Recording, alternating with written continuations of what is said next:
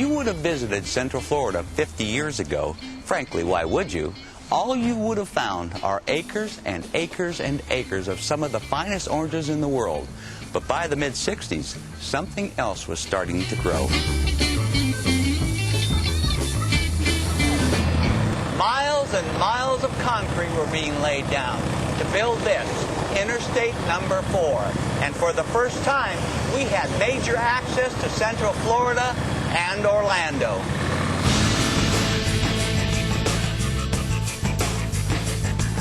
Imagine the effect the M1 had in the UK when it was built.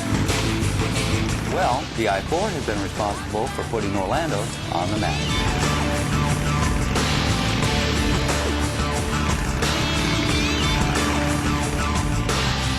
And someone else was paying attention to the development of I-4. Massive tracts of land were being purchased by numerous companies, and no one in Central Florida could find a common thread. Until one day, this man announced to the world that he had accumulated 27,000 acres here.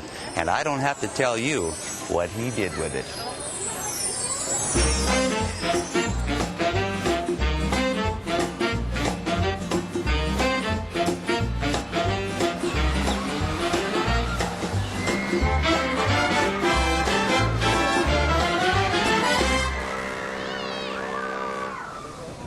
There's about 5,000 lakes in Central Florida, not counting the canals, rivers, and streams. And 30 years ago, they all looked just like this.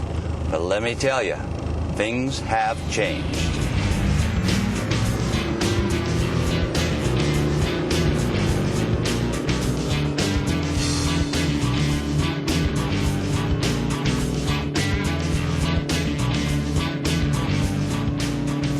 If you want a piece of waterfront property, probably going to cost you around £1 million. Or, if you're a famous basketball player, you can have one like the house behind me, about 20 million. But beware, you won't be alone. You'll be sharing it with one of these. Kind of cute, isn't it? Now, with 2 million gators in the state of Florida, running into one of these little babies in about any body of fresh water are quite common. But don't worry. To run into one this big, you need a big body of water. But even with all these gators running around the state, we only have about 10 gator attacks in the state of Florida in any given year, and very, very few fatalities, which is good, or we wouldn't have nearly as many tourists, now would we?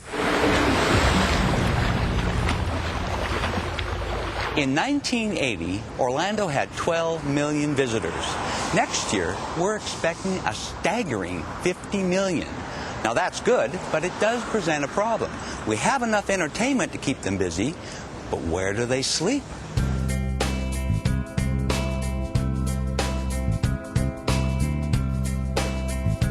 Orlando has more than 150,000 hotel rooms, but that's not proving to be enough.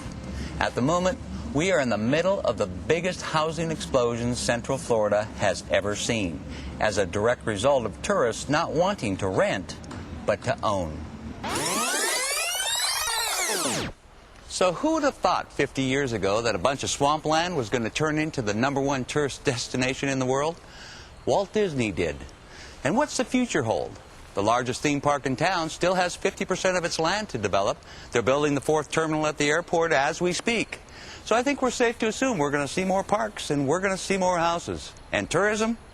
I think the people are just going to keep coming.